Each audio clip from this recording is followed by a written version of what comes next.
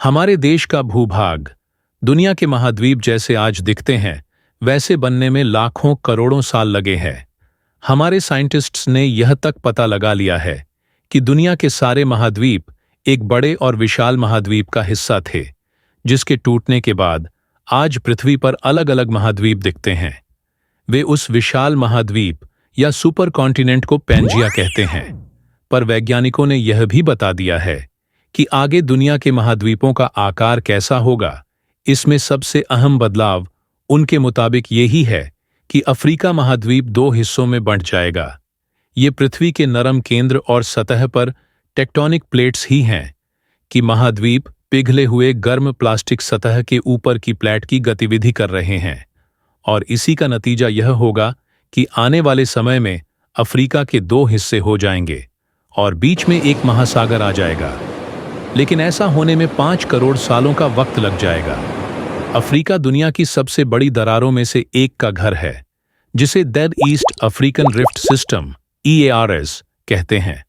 यह इतनी बड़ी है कि यह Ethiopia, Kenya, democratic Republic of Congo, Uganda, Rwanda, Burundi, Zambia, Tanzania, Malawi और मोजाम्बिक जैसे बहुत सारे देशों से गुजरती है।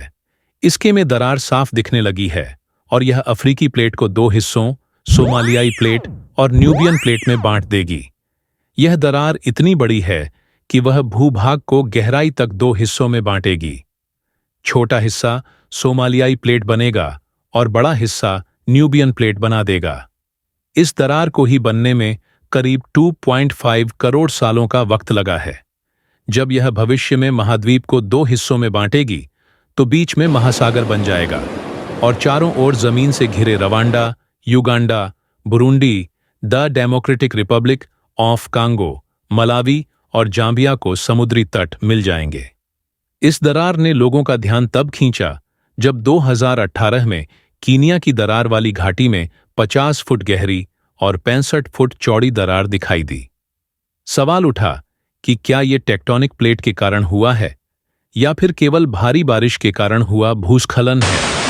घाटी का टेक्टोनिक और ज्वालामुखी गतिविधियों का इतिहास रहा है। दरार हाल के इतिहास में टेक्टोनिक तौर पर निष्क्रिय रही है, लेकिन पृथ्वी की भूपरपटी की गहराई में गतिविधि रही होगी, जिसका असर अब सतह पर कमजोरी के नतीजे में हर जगह दिख रहा है। साउथहैम्पटन विश्वविद्यालय के भूकंप विज्ञान शोधकर्ता स्टीफन हिक्स ने एद गार्जियन में लिखा कि आज के प्रमाण और सबसे सटीक तार्किक व्याख्या यही बताती है कि दरार कीनिया में हाल ही में हुई भारी बारिश की वजह से बनी होगी। लेकिन उस समय royal Holloway university of London में फॉल्ट डायनेमिक्स रिसर्च ग्रुप में पोस्ट डॉक्टरल शोधकर्ता लूसिया पेरेज डियाज ने द कन्वर्सेशन में लिखते हुए बताया कि यह सवाल बना हुआ है कि यह उस स्थान पर क्यों बना है जहां यह बना है, और क्या इसका दिखना चल रहे पूर्वी अफ्रीकी दरार से जुड़ा है। लूसिया ने कहा, उदाहरण के लिए यह दरार पुरानी दरार से संबंधित दोष को भरने वाली नरम मिट्टी के कटाव का नतीजा हो सकती है। यदि पृथ्वी के महाद्वीपों के एक बार एक साथ जुड़ने और लाखों वर्षों के दौरान अलग होने के विचार को सही माना जाए, तो आप यह जानकर और भी अधिक चकित हो जाएंगे कि पृथ्वी के लंबे इतिहास के दौरान महाद्वीप बहुत धीरे धीरे ही सही, लेकिन कम से कम 3 बार एक साथ आए और अलग हुए। ऐसे में हैरानी नहीं होनी चाहिए कि भविष्य में वही हो जिसका अनुमान लगाया जा रहा है।